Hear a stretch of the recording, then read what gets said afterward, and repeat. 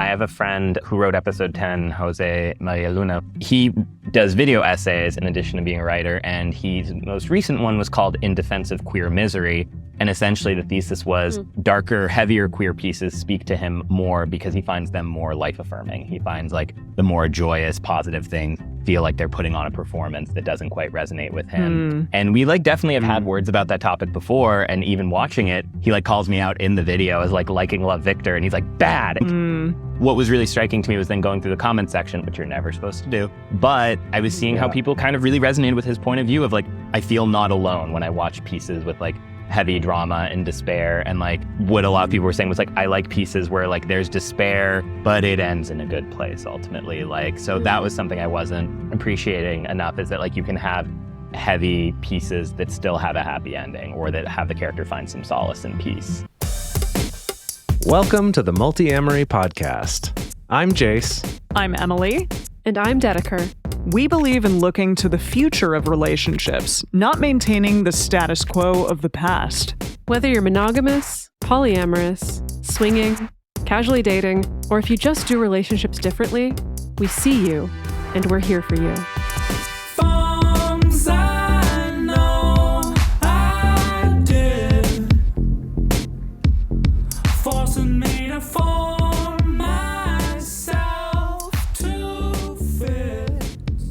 On this episode of the Multiamory podcast, we're talking about non-monogamy in queer media with writer, director, actor, and producer Frank Arthur Smith.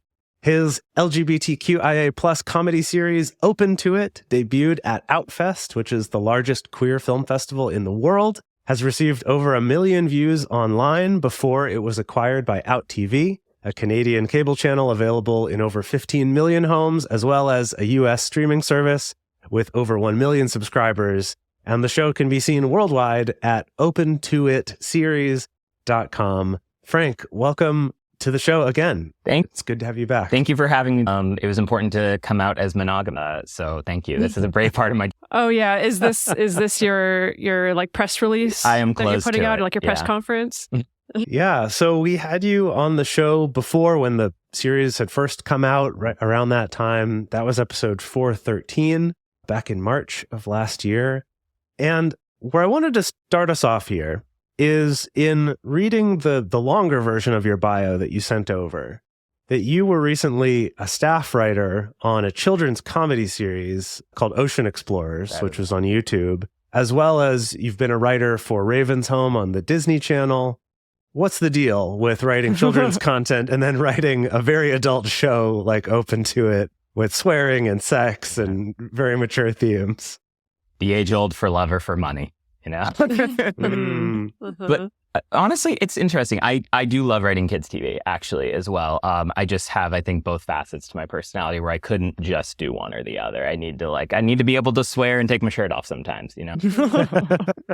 But what's that shift like, moving from, a writing room and, sessions working on children's content versus this? I mean, they're both comedies, so I'd imagine there's some things that are similar, but are there parts that you have to really shift your brain into a different mode to do it? Or is it actually less different than we all think? It might surprise you to know that doing children's comedy has made me a better adult comedy writer, for the reason that one of my friends once described it, and this sounds pejorative, but I mean it in an affirming way, like, writing kids' TV is like writing with one hand tied behind your back, because you can't do a lot of what we're talking about. You can't have swears. You can't have like adult references and stuff. And so if you're going to make people laugh, you really need to make it about the characters and their interplay. And like just that age old, like they have opposite personalities and they bump heads and it's funny. And so I carry that into my adult comedy where, yeah, I have more toys I can play with, but ultimately it is about characters with opposite personalities bouncing off each other. And I think it's easy to forget that. And I would argue there are some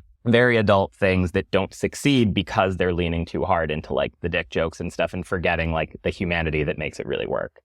Sure. Yeah. Gosh, that reminds me of like all of my college years watching everything that Adult Swim had to offer and remembering the few gems and a lot of flops for sure. Yeah. You've been on the show before, but for people out there who haven't listened to that episode, can you just give us an overview of what Open to It is about? No, go listen to old episodes. Do the back catalog. Be fans of Multiamory. Come on. Yeah, so open to it. It's indeed an adult comedy series about a couple that's experimenting with an open relationship, but it's a take that's very silly and sexy because I found the world of polyamory, both heterosexual and queer, to be very serious and heavy in a lot of media. And I wanted to show a take that was like more life affirming and just like letting people laugh at the silly moments that arise, because a lot of silly moments arise. A lot of limbs, a lot of fluids. Yeah, I do think that's something that is really striking in watching the show compared to a lot of other content out there, is that it is a comedy, it is light, but it's like you'll still run into awkward situations, but I feel like people are able to laugh some things off quicker. And what I've been trying to figure out is it actually a great example of more real life examples of if you've got a good, healthy base for your relationship, you can kind of laugh off a lot of stuff that might be this serious, earth-shattering problem in a less stable relationship? Or is it repairing a little too fast for the sake of comedy, like how people in comedies insult each other horribly all the time and no one gets too upset about it, right? Like, I've been trying to figure out, because there's a certain amount of realism to it when I watch the main couple, in terms of how quickly they can kind of lighten the mood with a little bit of a joke and kind of get back into caring for each other. There's something about that that's a little bit inspiring of like, yeah, that is how it goes sometimes. And I'd like it to be like that more often. Yeah. I'm just curious, how does that compare with your real life experiences? Wow. And yeah, I think the show is, I mean, aspirational for my relationship too, but like for anybody's. Sure. And it's funny because I think like as the show's progressed, I really have tried to make it more what you're saying of like still keeping it light, but not laughing off things too easily. So when I was on, only the first 3 episodes were out, and now episodes 4 through 7 are out, with the rest to debut very soon. And yeah, episode 4 in a way is a direct response to 3, because my character does sort of betray his partner by missing something important of his to have a hookup. And they do just kind of laugh it off by the end, because that was all that I'd produced at the time. And then when we were able to do 3 more episodes and conclude the season, I was like, I also heard the feedback from people who were like, I feel like he got off really easily. And I was like, okay, all right, heard. And I appreciate when people can give thoughtful feedback, and I like to take that in and better my art. So episode 4 really is centered around like, okay, now he's being held, his feet are being held to the fire a little more for like, no, that really wasn't cool. And, you know, we got to have both of like, my character's boyfriend gets some funny revenge in, but by the end, they have a serious talk about like, I need you to know how that wasn't cool and can't happen again. So, I mean, how much are you drawing from your personal experiences? Not as much anymore. So like the first 3 episodes are sort of like loosely based off things that happened to Matt and me, but Princeton is really just like a composite of 3 different people that I encountered. And then from episodes 4 on, it really has been just inspired by the characters and like what I think they would do. So like Greg has really moved away from like my own life. And thank goodness, because my life isn't as interesting as his. I'm like, well, in a good way. I wouldn't want to get into the messes he does. So there's a Pride special out now, and I have not punched a bigot in the face before. Unfortunately, that's a forthcoming life goal.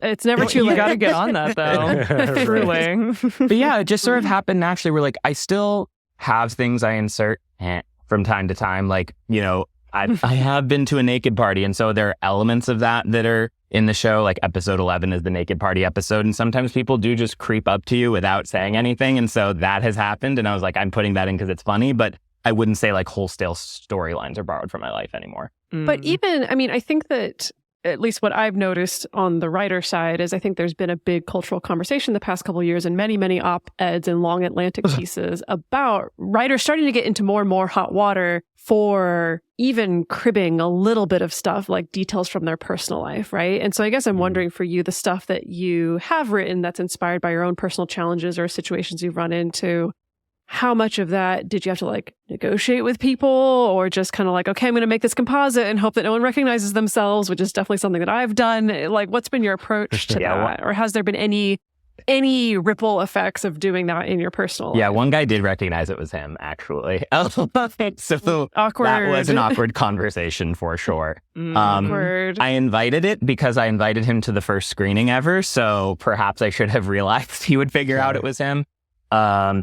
And he was surprised and was kind of like, hey, in the future, you might want to run it by people, but also he was like, you did anonymize it. Nobody would know. And he did think it was funny. And now he announces it to people up front. He's like, have you seen Frank's show? This episode's about me. And I'm like, oh my. So fortunately, the person who recognized It's it, all actually was commised. good. he's all about it. Yeah. Right. And like, it's become a running joke where I'm like, nobody was asking you this. So, Right. Funny. So the three of us, I feel like, come a little bit more from the lens of non-monogamy and polyamory in slightly more of a heterosexual context. Would you say like hookups and threesomes and just having sex outside of a main relationship tends to be a little bit more of the norm in gay culture? it's certainly not as taboo as I perceive it to be in the heterosexual world, though that's certainly changing, I think, with time, where people can be more open about being open.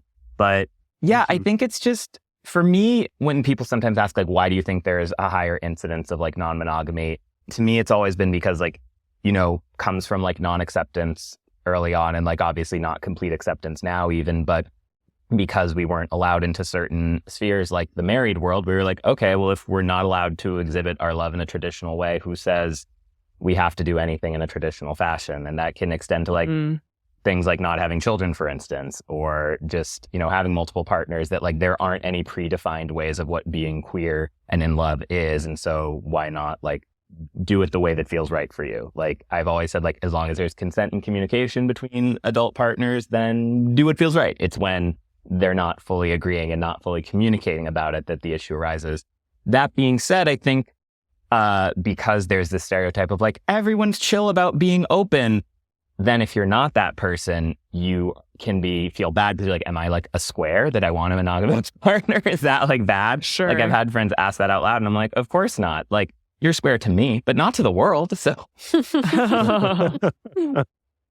that actually brings up something that I wanted to mention, is that in general with this show, and I feel like I've noticed this to be true in a lot of gay media specifically, that there's kind of this like overconfidence that people put on, of that kind of talking about how hot they are, or, you know, kind of having this like, oh shit, I mean, I know you want some of this, or like that very, there's this like bravado to it, this overconfidence. And, you know, a lot of the characters have that in this show, making jokes about that. But then every now and then we'll have moments where they'll kind of level with each other, even like right after a scene of being very confident about themselves hooking up with another couple, then talking to each other about some of the baggage they still hang on to, about like feeling like they were less attractive when they were younger, or, you know, baggage they hung on to about being told they were bad for being queer, or, you know, that God wasn't going to like that or something. And that, I'm just curious about your experience of that kind of outward overconfidence. Is that more of just kind of an attitude way of joking or flirting? Or is that something that comes from you as a way of coping with things? Or is that, what are you going for with that? I don't cope, I'm fine, Jase. God, get off my dick. So, yeah, I perceive it to be a lot of the time bravado, to be honest. And I think that's why like I like the characters having these vulnerable moments with their partners and with their friends, because there's so many things you can be in this world where like you experience invalidation along the way, and, you know, queer is but one of many. And I think you do have to kind of develop some kind of a thicker skin in order to cope with certain frustrations that get in your way. And often that's around appearance, like, because you're like, oh, well, if I'm beautiful, then no one can take me down because I have that. And sometimes like the beauty does come at a cost. Like I do share some history with Greg where like I was not like what would be perceived gay in shape for a lot of my life. One straight friend even one time told me, you're like straight average, so you're gay fat. And I was like, wow, you don't get to use that label. It's not cool. Rough. And I've encountered, like, even as of this week, some truly like beautiful fit people who, when you crack the nut a little, do not see themselves that way. And it's heartbreaking because you want everyone to know like what a fine fox they are. But you also, I think, learn not to judge people by their appearance in that way of like, just because they look a certain way doesn't mean they see themselves that way and feel the way they look. Yeah. It's have you seen the show Uncoupled, I think is what it's called? No, I haven't watched it yet. What'd you think? Okay, yeah, I only watched, I can't remember if I finished the first season or not.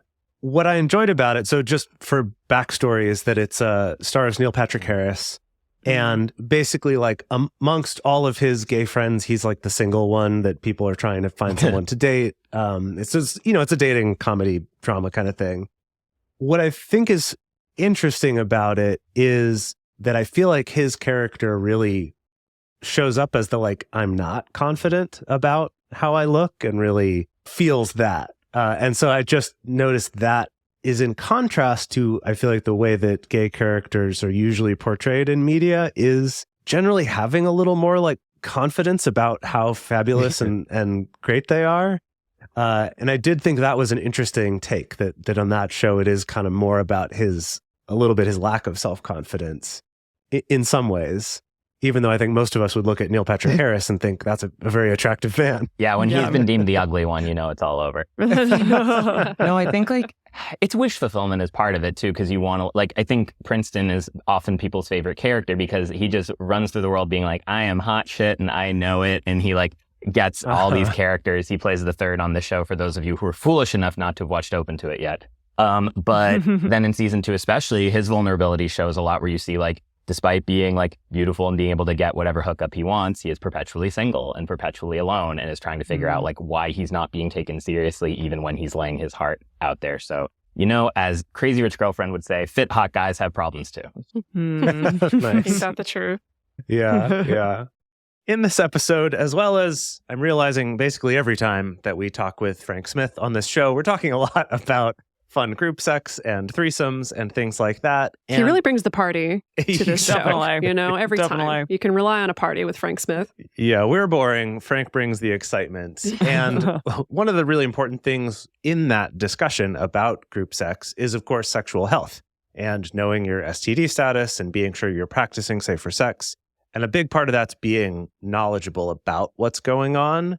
But that can be difficult to do. And that's actually a perfect combination of forces that this short segment of our show here is sponsored by STD Hero, which is a trusted source for at-home STD and HPV testing. It's simple, private, and reliable. No guesswork, no awkward doctor visits, just real answers that you can trust. Yeah, I don't know about you, the last time you were trying to schedule any kind of group sex encounter or a threesome encounter, is that it doesn't always work if you're having to rely on like your doctor's schedule and availability.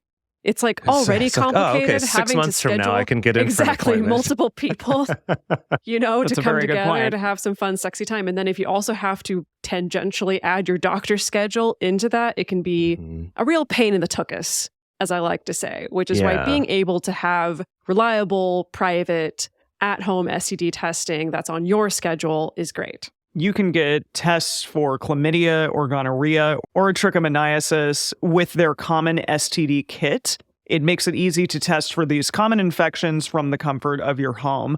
Or if you're concerned with HPV, their specialized HPV and oral HPV kits screen for the 14 high-risk HPV genotypes.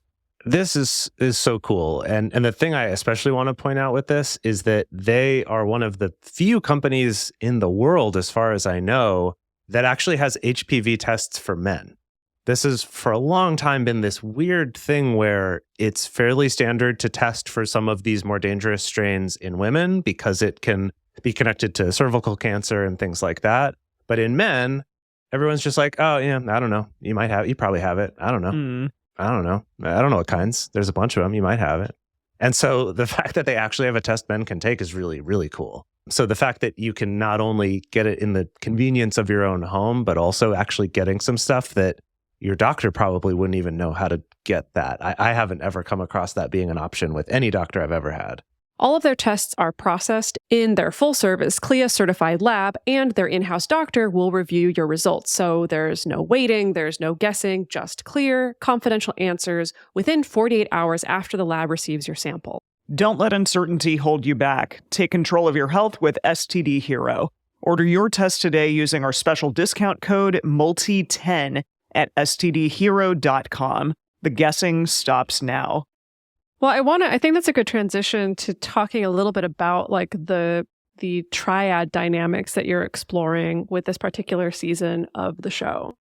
Yeah, so in figuring out where to take it next, like season 1 ends on a cliffhanger of like, are they closed after all, or like, are they going to keep being open? And of course, in the season 2, we're not shown to be monogamous. That'd be weird. Although Jane the Virgin, she wasn't a virgin anymore, so I guess we could have done that. But so yeah, in season 2, they're trying to figure out, the guys, like what they want out of being open and why they sought it in the first place. And what feels right for them is something that is a little more relationship-y. They don't just kind of want hookups, which is funny because when I envisioned the show, I really thought it was just going to be like a hookup of the week kind of thing and just rotate people in and out. But then Jason, who plays Princeton, just really worked his way into my heart. I thought he was so funny and so affecting as the character. And then weirdly enough, the show changed from being like a will they, won't they of the main couple, because so often people are like, are they going to break up over polyamory? And I never wanted that.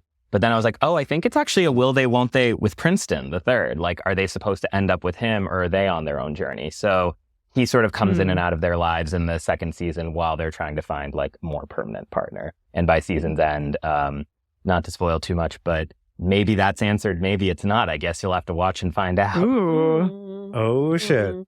Yeah, I can't spoil it for you because I've not finished watching season 2. I've just watched some of it. I know, terrible. But something I did find was really interesting is that as the show's progressed, we've also dealt a lot more with the other characters and the other relationships, like their next door neighbors, the lesbian couple, and kind of what their relationship dynamic is as they see their friends open up their relationship. And it raises that question of like, should we be doing this? Is this a thing we should do? And kind of them wrestling with those questions, as well as at times following, Princeton and being in his conversations with other people that's not centering those original couples at all. I do like that we're getting to sort of explore a lot of different experiences with different characters. Thank you. Yeah. And I think it was important for me to like show the women, one, just because in queer media, I think I was like, I definitely want to show female sexuality alongside male sexuality, but also that like you can see, polyamorous people all around you, and it can still not necessarily feel right for you, and wanting to explore what that would be like. Sure.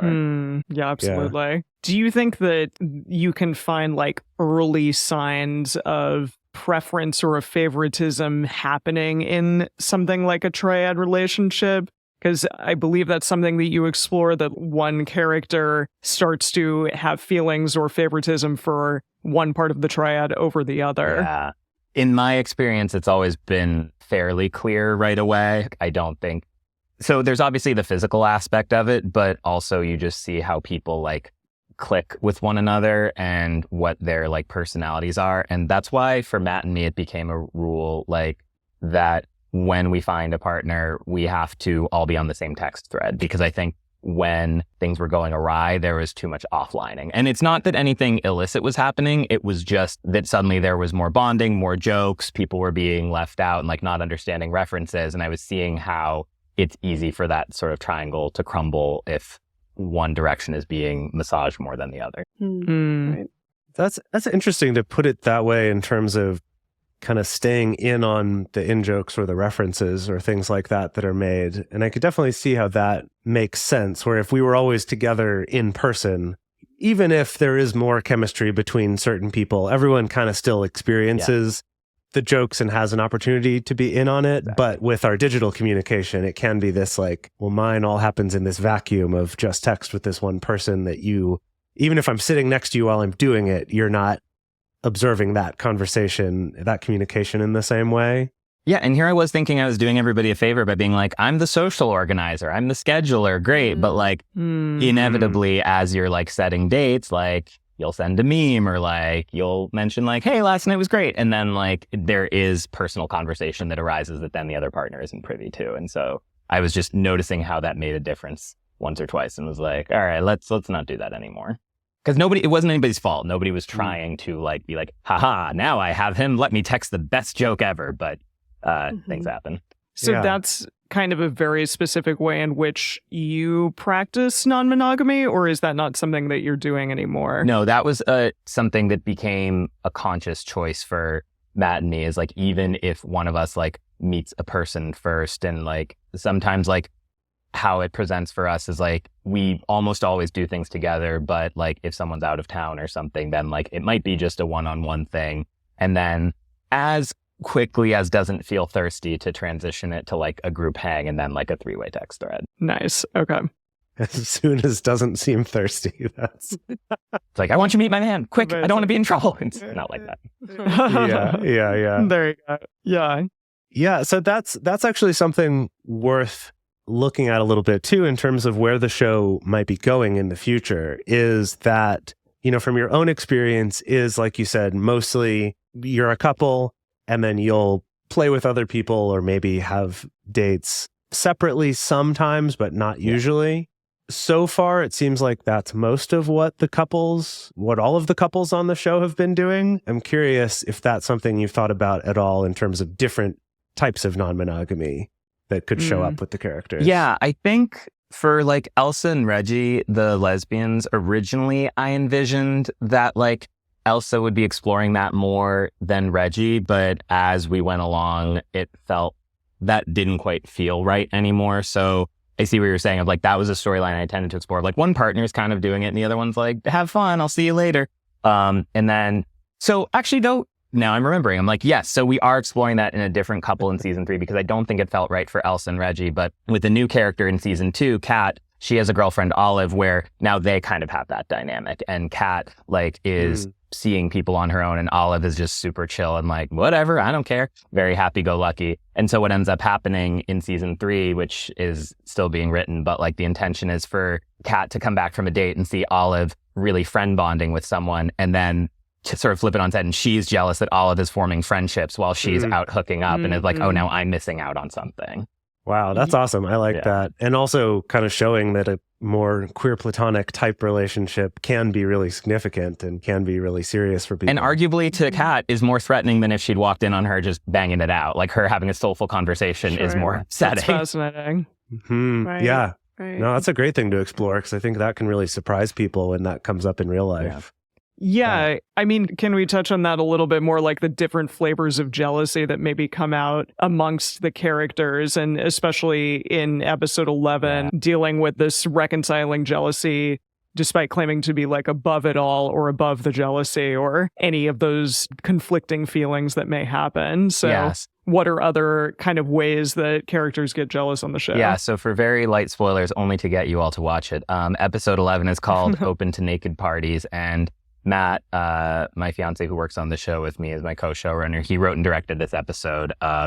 So you know it's great. But what happens there is the guys are kind of going to Princeton's naked pool party to kind of figure out where they stand with him. And they run into a past hookup, Jasper, who's deaf. And so inevitably, you know, things happen. And then Jasper and Princeton come face to face and it's a whole explosion. And I think Princeton is surprised in that moment by how sort of jealous he is of Jasper's relationship with them. And we see that earlier in the season too. I think he's continually surprised by how, for someone who I think he feels so self-assured and independent, that I think he craves partnership very much. And he feels it with the two of them. And then to see someone else kind of having the bond that he wants to have, and through a language barrier, because only Greg signs in the relationship. So like, it is a little tougher for them to converse. They figure out their ways. But like, I think that's sort of hard for him to see right in front of him at a pool party that was designed to just have everyone come and worship. Right. Yeah. No, that makes sense, especially if it's supposed to be centered around him. Yeah. So actually, that's one of the things I wanted to ask about was the episode where Jasper is introduced, who's played by Jared DeBusk, I think is how you say his last name. And one thing I noticed is that he's also a sign language consultant for shows. So I looked a little bit at Jared's IMDb and some of the other projects he's been involved with. And I've noticed one of the things that's interesting about some of the projects he's been involved with is how the subtitles are done for when signing is going on. Like I watched a video that he had up there where the subtitles would kind of show up where the hand gestures were and would also show up in the screen in the order they were signed rather than the order we would present the words in spoken English.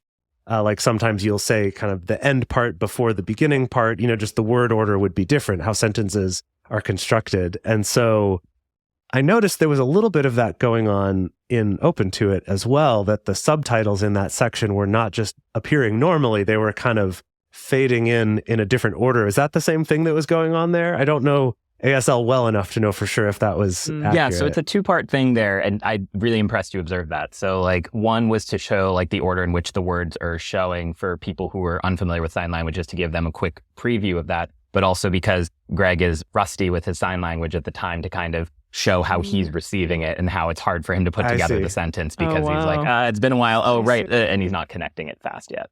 Okay, got it. I wondered about that. Yeah, that's really interesting. And then he like makes mistakes and gets corrected and stuff. I just thought that scene was really cute and fun and kind of in the way that like everyone's trying to make everyone else feel comfortable. And everyone's like a little nervous about it, not quite sure what to do. But he kind of comes in. He's like, it's all right, guys. Here we go. We're going to have this experience. This is kind of a first time for all of us to do this exact configuration. Yeah. And I enjoyed that in that particular scene. I kept worrying because I'm watching a sex comedy and I'm like, something's going to go horribly wrong here. Right? Like, what's going to be the terrible thing that happens? And it's like, oh no, this was actually just really cute.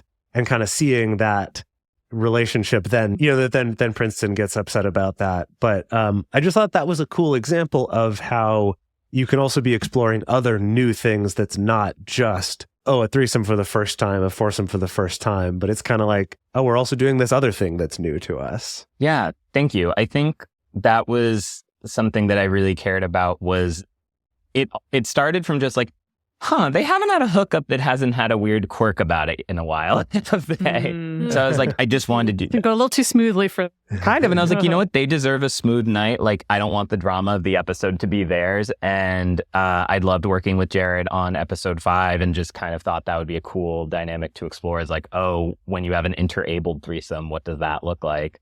And Jared deserves a lot of credit because he definitely gave me input on like, well, if you show it, he's now very happily married, but at the time when he was single, being like, okay, well, if you showed up to a hookup with a hearing guy, what would that be like? And he was like, we'd text or we'd write stuff down. And I was like, the writing stuff down, I could work with that. That feels funny. And Jared is an ASL teacher by day and also when he's not acting and taught me how to speak it or sign ASL. So clearly didn't teach me how not to be a dummy on podcasts.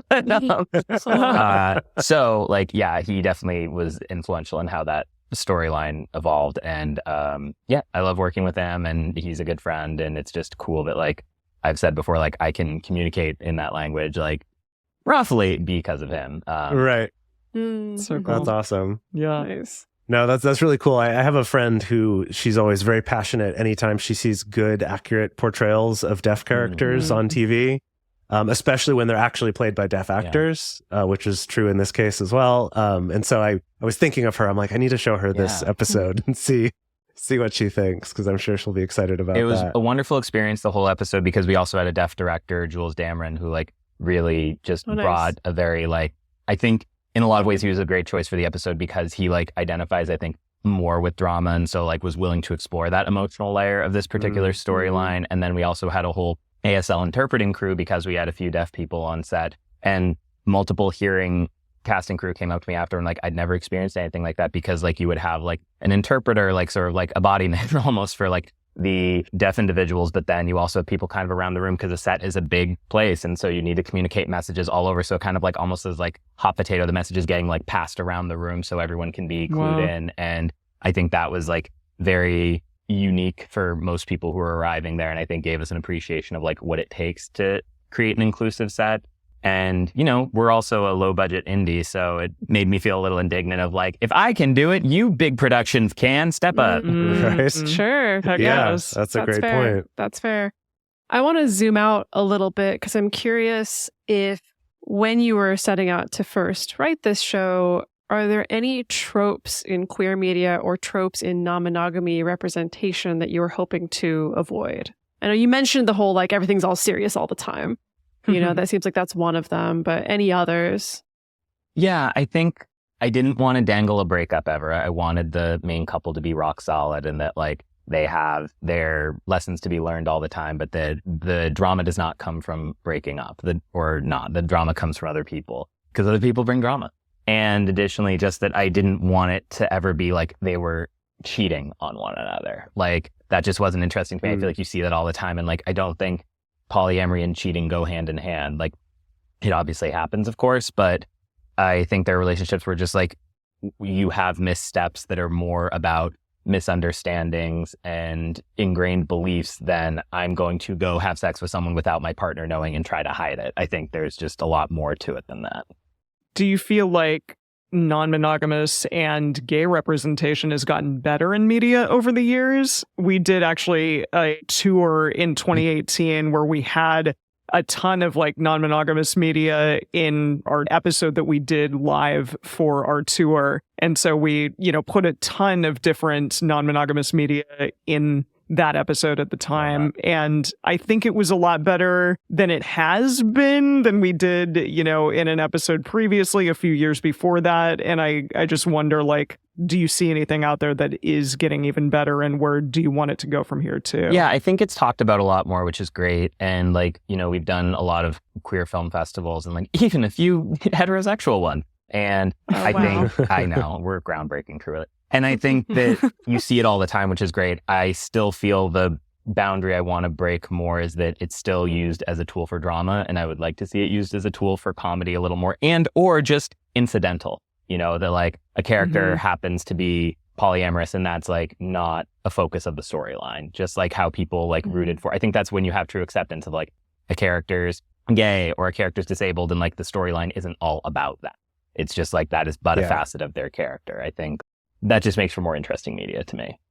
Yeah, I love that. I feel like that's always the thing I keep waiting for, is when we can have those portrayals where, that's not the focus of their character. That just happens to be a trait of theirs, and it's more about these other aspects. So that's great. And maybe this show will get there at some point. Maybe they'll become comfortable enough that the drama becomes all these other things. I know. I go back and forth on that, like, of like, what does the audience want to see from this? Because I had an episode planned that I didn't go forward with, where I was going to have Princeton presenting at a philosophy conference, and it just wasn't hitting. Like, I was looking at the outline and something wasn't right. And I was like, I think the people are showing up to see Princeton fuck or get fucked. And there's obviously more around it than just that. But yeah, I think for the show I'm making, like, I want to show, I'm glad I've like shown characters' workplaces and shown their lives outside and like their connections outside just their sexual connections. But I still have reservations sometimes about like, okay, how far afield from the central premise of like exploring non-monogamy can I go before people are like, next channel? And I think that's just something you figure out as time goes on.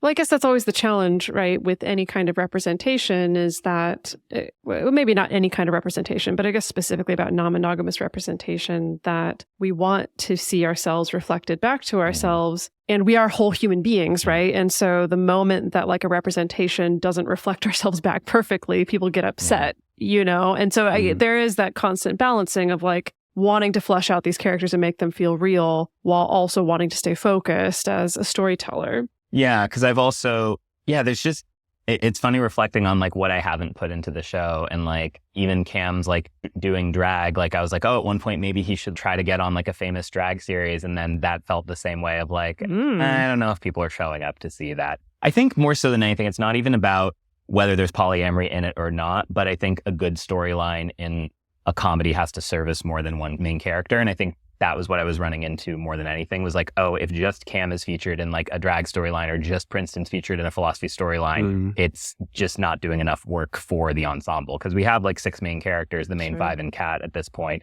and Jasper is like the 7th really. So yeah, you just kind of have to have storylines that feature 2 to 3 people, or it's like not a great use of screen time. Right. Yeah. Like you have to find ways for their lives to overlap a little bit more. Like I noticed you had some scenes with the drag stuff, but where like another character would be the photographer and then another would show up to, help schedule something, or, you kind of have to like get them all involved in the scene somehow. And that's why, though, polyamory makes writing easy sometimes, because I'm like, anyone can hook up with anyone. We can have 5 people in the same relationship. Great. Game up. That's a good point. Yeah. Yeah. I feel like non-monogamy recently has like really gone on this upward trajectory of like, people know about it now. It's in the New York Times, and it's becoming much more quote unquote mainstream. Clearly it's still not 100%, of course. I'm always going to be the one waving the flag of disagreeing with that. And the reason for that yes. we're going to fight about this right now. No, it was, I talked on this panel last night and they were talking a lot about the fact that like non-monogamy is having a big moment right now, and why is that? And that became a topic of conversation. So I guess because of that, I do wonder, is that maybe why people are more excited and willing to watch a show like this or have non-monogamy represented in media at all? Yeah, I think it's having its come up moment, but it's not yet passe. So I think that's what I see is like, it's still a little like forbidden and unfamiliar. And that's what like excites some people about watching it. And maybe a few years from now, it'll be too familiar and people won't care anymore. But I think like we are maybe hitting it at the right moment where people aren't closed off to it, but also don't know enough about it. So we're maybe hitting a sweet spot of like, ooh, that I've heard of that. Let me look at that and see what that's like.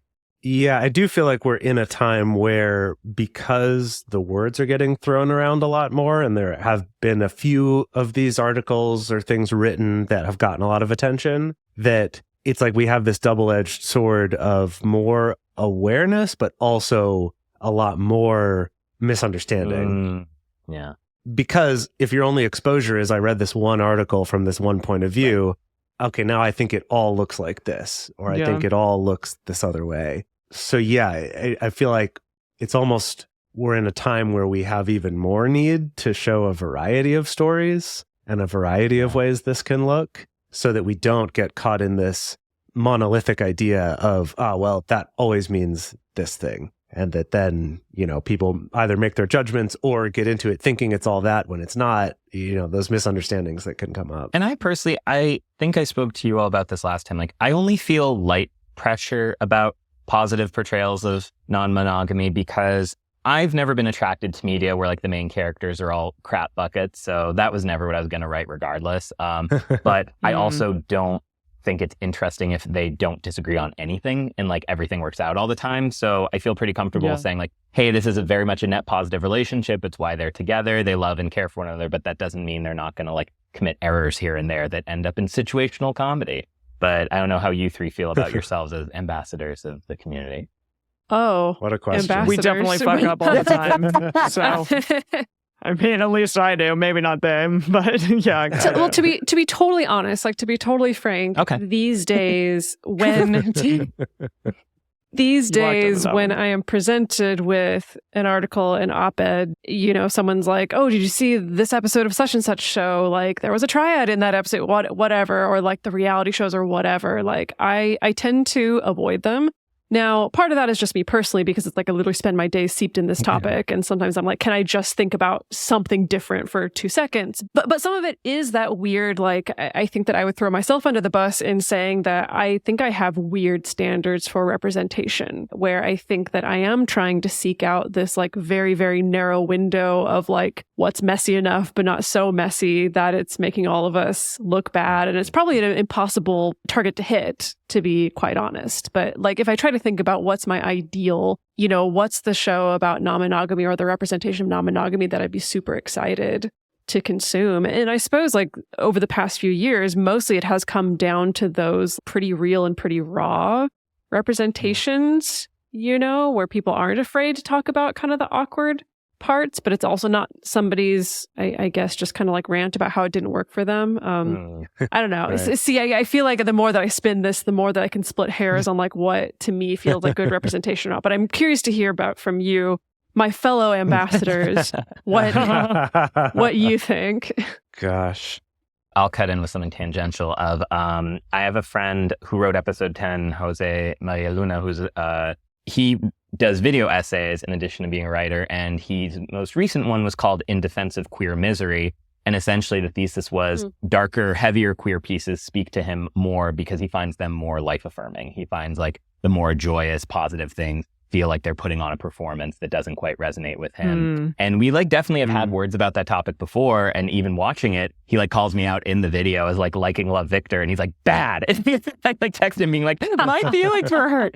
And I think what was really striking to me was then going through the comment section, which you're never supposed to do. But I was seeing how people kind of really resonated with his point of view of like, I feel not alone when I watch pieces with like heavy drama and despair. And like what a lot of people were saying was like, I like pieces where like there's despair, but it ends in a good place ultimately. Like, so that was something I wasn't appreciating enough, is that like you can have heavy pieces that still have a happy ending, or that have the character find some solace and peace. So that's just, I just agree with Dedeker about like messier stuff doesn't have to mean mess all the time. It can be starts a mess, ends cleaner. I think, the more that I think about it, I think I am often craving a sense of normalcy around it. And that's a projection of what I crave in my own life, right? Is like what I crave in my own life is to drop the word non-monogamy or polyamory and to not have someone bat an eye, right? And so I think that sometimes my wish fulfillment is wanting to see that reflected in a piece of media where this feels very normal, even when it's messy, even when it's great. And the more I describe it, the more boring it sounds. So... No, I'll toss the ball back to you, Jase. Yeah. No, I mean, we have always said for a long time that a show about like a good, highly functioning relationship, whether it's non-monogamous or monogamous, would just be boring. And that's why that's not what you see on TV, right? We don't see really good, healthy monogamous relationships either, because those aren't that interesting unless your story is about something else, which I think that's, like you mentioned, Frank, that's something I really want to see, is the non-monogamous polyamorous character where their drama's about other stuff. That's not just about that. And I think that, it's the same thing like when we first started having gay characters on TV. At first, their whole purpose is being a joke. And then eventually their whole purpose is being the gay character who's dealing with all the gay stuff, even though now they're not just a joke, they're more of our protagonist. And then I feel like only somewhat recently, and even then just barely, do we have gay characters who their story is about something else, right? That's not the whole purpose of their character. That's not their whole arc is about either coming out, about realizing they're gay, about getting acceptance for it. And I think we've got some of those now, but honestly, I'm having trouble calling some to mind. I think we're just barely getting there, and we're not even close to that yet with non-monogamy, I don't think. Well, what I like take up the mantle with nowadays is how like I have this debate with friends, because some are like, oh, we don't need as many queer focused shows because queer characters are so seamlessly integrated into everything now.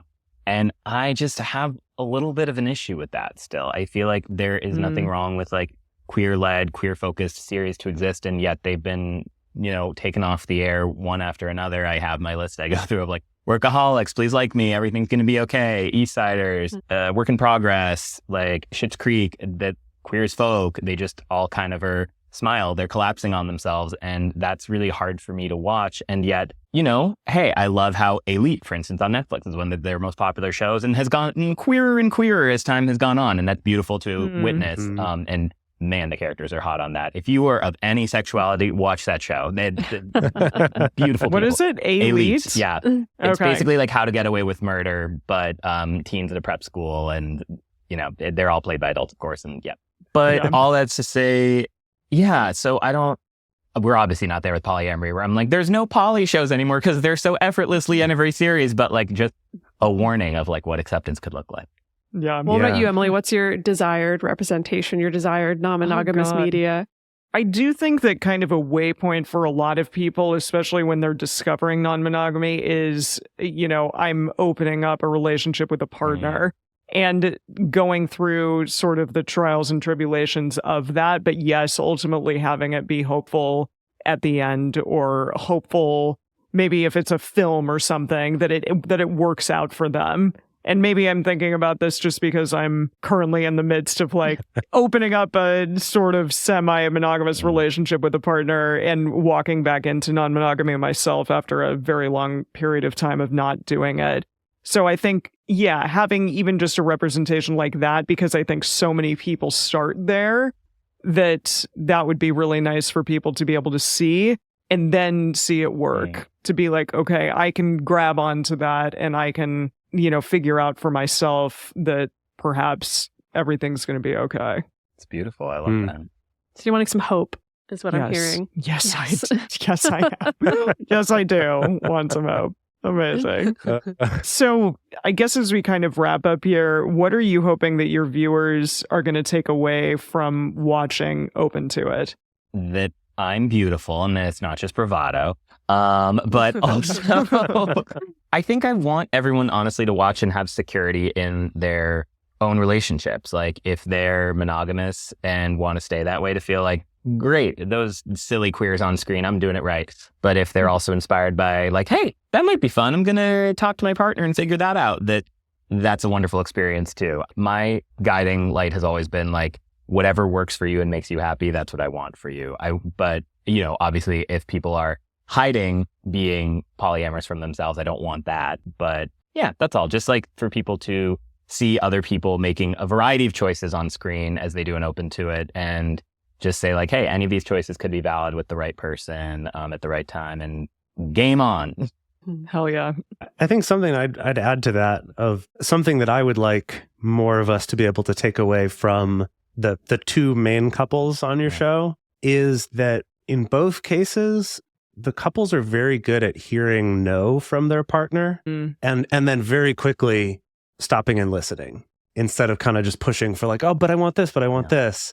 That sense of like, oh, you're not into this. Okay, let's do a different kind of hangout then, if that's not what you're feeling. That they really, like, they're very quickly responsive to that in a way that I think is really great, and is something that I feel like we really try to cultivate for people in their relationships. Like, you're really listening and able to kind of adapt quickly to when you're noticing that your partner or the person that you're with, that their vibe is changing, or that they're kind of saying like, hey, I'm not sure I want to do this, of like being really responsive to that. And I do think that's a really cool thing those characters model, but without having it be like, oh, I'm so worried all the time, because it's still a comedy, right? So it's light in the way that it's handled, but that they do respond very quickly. If I'm thinking of this correctly, I don't think we ever use the word boundaries on the show, but like the show is very much all about boundaries. Like even within, like even for instance, like in the pool party episode, Elsa sort of becomes Princeton's like liaison, coordinating all his hookups, and Reggie comes in and is kind of like, you left me in the car, what's going on? And they have to have that discussion about like, you can't just kind of like ditch me and like do whatever he asks of you. Like, we have a relationship that needs centering. And yeah, I think like if this were a drama, the show would be called Boundaries, because I think it's all about that, of like what's comfortable with your partner, with your friends, and like expressing that. And to Jase's point, absolutely hearing a no and being like, I need to listen more closely, not I need to push past this. Yeah. I think if people could just take that away, we've already made a lot of progress right there. Oh, yeah. Awesome. So as we close here, could you let us know, where can people find the show? I know I mentioned it at the beginning, but where can people find it? And also, what can they expect in terms of it ending up on Out TV in different countries around the world? What's the plan there? So we're going worldwide, baby. So you can always find the show at opentoitseries.com. Right now, as I speak, episodes 1 through 7, season 1, and the Pride special are all available. The Pride special is a more timely episode about a drag queen story hour getting interrupted by protesters. So don't expect it to be sexy, but expect it to be meaningful and hilarious. And then we have season 2 coming out. So it'll premiere on Out TV in Europe and Latin America on September 1. And then it will be on Out TV Canada, US, and other English-speaking countries, New Zealand, Australia, South Africa, UK, and Ireland. That should be January 2nd. And then we're also discussing when it's going to come to Asia. But yes, always check opentoitseries.com, and it will almost certainly be available in all territories. It's just a question of when. Awesome. Well, thank you so much for joining us again today, Frank. Thank you for having me. It's a pleasure to be open to it. I hate myself for that. I'm sorry. All right. Thank you. And everyone at home, we would love to hear from you with our question of the week, which we're posting on our Instagram at Multiamory_podcast. Is, how would you like to see non-monogamy represented in TV and film? In other words, how perfect do you want it to look? How messy do you want it to look?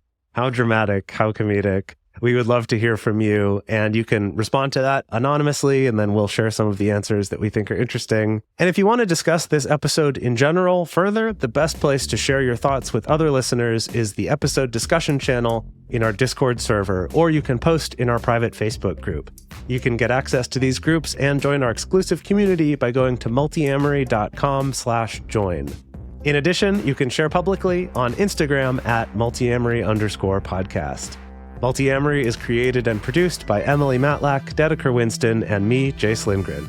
Our production assistants are Rachel Shennework and Carson Collins. Our theme song is Forms I Know I Did by Josh and Anand from the Fractal Cave EP. The full transcript is available on this episode's page on multiamory.com.